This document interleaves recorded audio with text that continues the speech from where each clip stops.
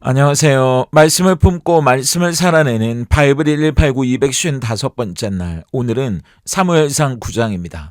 어제 8장에서 이스라엘 백성들은 눈에 보이지 않는 하나님의 다스림을 거부하고 눈에 보이는 세상 나라들처럼 자기들을 지켜줄 왕을 세워달라고 떼를 썼는데요. 하나님은 그들의 고집 앞에 왕을 세워주실 것을 허락하시고, 오늘 9장은 이스라엘의 첫 번째 왕이 될 사울이 역사의 무대에 등장합니다. 먼저 1절부터 14절까지는 잃어버린 암나귀와 하나님의 섭리인데요. 사무엘상 9장은 사울의 가문을 소개하면서 시작합니다. 1절을 보니까 사울의 아버지 기스가 베냐민 지파였고 유력한 사람이라고 소개하는데, 여기서 유력하다는 건 재력과 권력을 모두 갖추고 있었다는 표현이거든요. 그게 다가 아닙니다. 2절은 사울의 외모를 이렇게 묘사합니다. 기스에게 아들이 있으니 그의 이름은 사울이요 준수한 소년이라. 이스라엘 자손 중에 그보다 더 준수한 자가 없고 키는 모든 백성보다 어깨 위만큼 더 컸더라.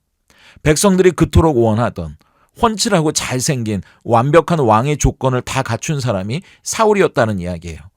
그런데 하루는 기스가 암나귀들을 잃어버리게 되고 아들 사울에게 종을 데리고 가서 그 암나귀를 찾아오라고 명령하게 되죠. 사울은 아버지의 말씀에 순종해서 길을 나서긴 했는데 4절을 보니까 에브라임 산지, 살리사, 사알림, 베냐민 땅을 며칠 동안이나 두루 다녔는데도 나귀를 찾지 못하는 거예요. 집안도 좋고 배운 것도 많은 데다가 키도 크고 준수한 청년이긴 했지만 잃어버린 나귀들을 찾지 못해서 산과 들을 헤매는 모습을 보며 아무리 세상적으로 완벽한 스펙을 가졌어도 정작 자기 인생의 작은 문제 하나 스스로 해결하지 못하는 무능한 우리의 모습을 겹쳐보게 됩니다. 그렇게 사흘을 헤매다가 지친 사울은 숲이라는 땅에 이르러선 결국 포기하고 집으로 돌아가려고 하는데, 곁에 있던 종이 놀라운 제안을 하나 하는 거예요. 6절입니다. 그가 대답하되 보소서, 이 성읍에 하나님의 사람이 있는데 존경을 받는 사람이라. 그가 말하는 것은 반드시 다 응하나니 그리로 가사이다. 그가 혹 우리가 갈 길을 가르쳐 줄까 하나이다 하는지라. 그때 사울에겐 살해할 만한 예물이 없어서 주저하고 있는데 마침 종의 주머니에 은 한 세겔의 4분의 1이 있어서 그 사람을 찾아가게 되는데요. 우리가 룻의 이야기를 보면서도 우연의 연속이 사실은 하나님의 섭리라는 걸 확인하지 않았습니까? 오늘도 마찬가지예요. 암나귀들을 잃어버리고 사울이 그걸 찾으러 가는데 결국 못 찾게 됐던 일, 포기하려던 사울에게 선지자를 찾아가 보자고 조언하는 종이나 마침 그 종의 주머니에 은전 조각이 있었던 것까지, 이 모든 건 우연이 아니라 사실 하나님의 완벽한 세팅이었고요. 우린 그걸 섭리라고 부르는 거죠. 이쯤 되면 그 하나님의 사람, 선지자가 누구일지는 이야기 안 드려도 아시겠죠? 네, 하나님이 사울을 이끌어 보내는 그 선지자는 바로 사무엘이었습니다. 사울 일행이 성읍으로 올라갈 때 마침 또 물기르러 나오는 소녀들을 만나게 되고요. 그 소녀들이 또 마침 그 선지자가 성읍에 오셨으니 빨리 가면 만나게 될 거라고 알려줘서 성읍에 들어갈 때 사무엘을 마주치게 되죠. 14절을 보세요. 그들이 성읍으로 올라가서 그리로 들어갈 때 사무엘이 마침 산당으로 올라가려고 마주 나오더라. 우리도 인생에서 뭔가를 잃어버리는 것처럼 내 뜻대로 일이 잘 안 풀릴 때가 있지 않습니까? 그때 다 포기하고 싶고 짜증도 나고 화가 나잖아요. 그런데 생각해 보세요. 기스가 암나귀를 잃어버리지 않았다면, 사울이 나귀들을 찾지 못하고 헤매지 않았다면 그는 사무엘을 만날 수 없었을 거예요. 하나님은 이렇게 때때로 우리의 삶을 인도하시기 위해 암나귀를 잃어버리게도 하시고요. 뜻대로 일이 되지 않게도 하십니다. 하지만 그때에도 우리는 이렇게 하나님의 섭리, 그 선하신 뜻을 신뢰해야 하는 거죠. 하나님이 이끄시는 그 길이 가장 선한 길이라는 걸 믿기 때문입니다. 이어지는 15절부터 27절까지는 사울을 격려하는 사무엘의 이야기인데요. 성경은 사울이 그 성읍에 도착하기 전날 어떤 일이 일어났었는지 우리에게 보여줍니다. 15절과 16절을 보세요. 사울이 오기 전날에 여호와께서 사무엘에게 알게 하여 이르시되, 내일 이맘때에 내가 베냐민 땅에서 한 사람을 내게로 보내리니 너는 그에게 기름을 부어 내 백성 이스라엘의 지도자로 삼으라. 그가 내 백성을 블레셋 사람들의 손에서 구원하리라. 내 백성의 부르짖음이 내게 상달되었으므로 내가 그들을 돌보았노라 하셨더니, 하나님은 이미 사무엘을 통해 모든 걸 계획해 놓으셨다는 건데요. 이스라엘은 하나님을 버리고 세상의 왕을 구하는 반역을 저질렀지만 보세요. 하나님은 여전히 그들을 내 백성이라고 부르시고요. 그들을 돌보고 계신다고 말씀하십니다. 그렇게 사울이 사무엘을 만나 길을 묻는데 사무엘은 사울에게 걱정하지 말고 오늘 자기 집으로 가서 저녁 식사를 함께 하고 묵어가라고 제안하면서 사울이 물어보려는 건 내일 아침에 다 이야기해 주겠다고 말하는 겁니다. 그러면서 생각지도 못한 이런 이야기를 하는 거예요. 20절을 세 번역으로 보세요. 사흘 전에 잃어버린 암나귀들은 이미 찾았으니 그것은 걱정하지 마십시오. 지금 온 이스라엘 사람들의 기대가 누구에게 걸려 있는지 아십니까? 바로 그대와 그대 아버지의 온 집안입니다. 아니, 나귀나 찾으러 왔던 이 시골 청년에게 네가 이스라엘의 희망이다라고 말하니까 얼마나 당황했겠어요? 그러니까 사울이 21절처럼 이렇게 대답하는 겁니다.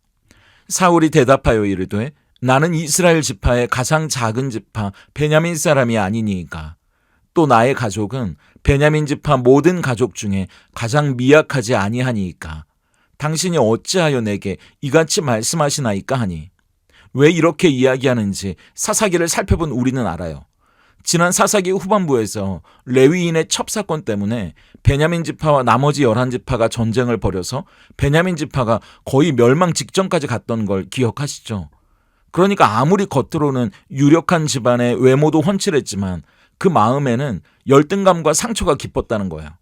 하지만 하나님은 사무엘을 통해 이렇게 상처와 열등감이 가득했던 사울을 준비된 식탁으로 초대하십니다.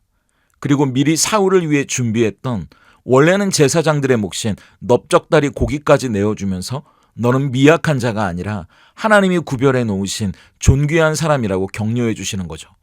사순절을 보내는 우리에게 이 사무엘의 식탁은 예수님이 우리에게 베풀어 주신 은혜의 식탁을 미리 보여주는 거 아니겠습니까? 우리도 사울처럼 우리 안에 가득한 죄와 상처 그리고 열등감 때문에 나는 자격이 없다고, 나는 보잘것없고 미약한 존재라고 그렇게 고백하잖아요. 그때 잃어버린 나귀, 세상의 가치를 쫓아 길을 잃고 헤매이는 우리를 예수님은 십자가의 은혜로 하나님의 은혜의 식탁에, 그것도 상석에 우리를 앉혀주시는 거죠. 그러면서 이미 우리를 위해 모든 걸 준비하고 계셨다고 말씀하시면서 가장 맛있는 음식을 베풀어 주시는 거예요. 그 압도적인 은혜 앞에 우리가 할 일은 그 식탁에 앉아 그 은혜를 누리는 거고요. 하나님께 감사하는 일입니다. 오늘 예수님의 십자가로 우리에게 주시려던 그 은혜의 식탁에 앉고 그리고 그 은혜에 감사하며 식탁을 누릴 수 있는 저와 여러분이 될 수 있길 소망합니다. 그렇다면 오늘 사무엘상 9장이 던지는 질문 앞에서 우리는 어떻게 삶으로 대답할 수 있을까요? 첫 번째 질문은 내 인생에 잃어버린 암나귀는 나를 어디로 이끌고 있습니까? 예요. 우리도 살다 보면 소중한 것을 잃어버릴 때가 있잖아요. 직장을 잃을 때도 있고요. 자녀 문제로 속을 끓일 때도 있고요. 재정적인 타격을 입어서 길을 잃고 절망할 때도 있습니다. 그때 하나님 왜 나만 이렇게 인생이 꼬입니까? 라고 원망하고 싶을 때 오늘 말씀은 우리의 시선을 돌려보라고 이야기합니다.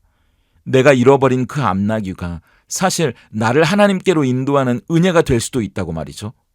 만일 내 인생이 내 통제 아래 승승장구했다면 아마 우린 결코 하나님의 도우심을 구하지 않았을 거예요.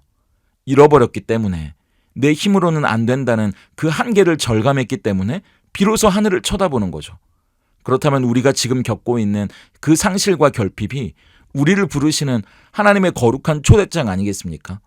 길을 잃었다면 바로 거기가 주님을 만날 가장 완벽한 타이밍입니다.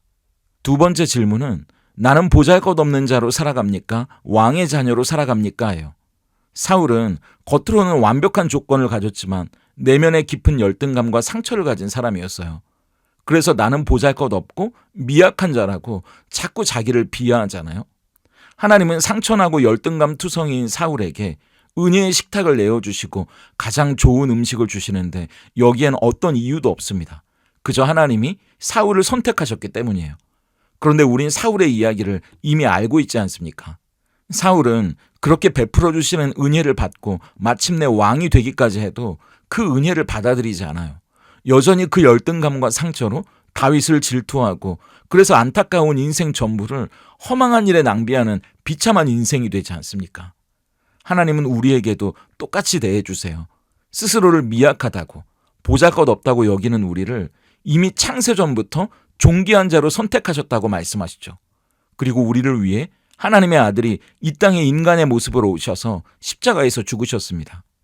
그렇게 우리를 위해 은혜의 식탁을 차려놓으셨어요. 그렇다면 더 이상 열등감과 상처에 매여있는 인생이 아니라 은혜의 식탁에 한번 앉아보세요. 그리고 그 은혜를 누려보세요. 어색하시다고요? 하나님은 우리를 세상의 왕 정도가 아니고요. 하늘의 왕, 그분의 자녀로 불러주셨습니다. 내가 생각하는 미약한 자가 아니라 하나님의 자녀, 그 왕의 자녀로 우리의 인생을 살아가는 저와 여러분이 될 수 있다면 좋겠습니다. 함께 기도하겠습니다. 우연처럼 보이는 인생의 순간을 최선으로 만들어 가시는 하나님 감사합니다. 오늘 사울의 이야기를 통해 내 뜻대로 일이 풀리지 않고 소중한 것을 잃어버린 것 같은 막막한 순간들이 사실은 우리를 선한 길로 인도하시려는 하나님의 섭리임을 깨닫게 하시니 감사합니다. 그러므로 내 삶에 찾아온 상실과 결핍을 불평하며 낙심하기보다 오히려 우리를 기도의 자리, 은혜의 자리로 이끄시는 하나님의 내비게이션을 따라가는 우리에게 하시옵소서. 우리에게도 사울처럼 나는 보잘것없고 미약한 자라고 스스로를 비하하는 열등감과 상처가 있습니다. 하지만 아무 자격 없는 우리를 창세 전부터 존귀한 자로 택하시고 예수님의 십자가 은혜로 생명의 식탁, 기쁨의 식탁을 차려주셨으니 내 자격 없음이 아니라 하나님의 크신 사랑을 신뢰하며 그 은혜를 누리게 하시옵소서. 그리하여 보잘것없는 자로 살아가는 하루가 아니라 왕의 존귀한 자녀로 살아가는 오늘이게 하시옵소서. 예수님의 이름으로 기도드립니다. 아멘.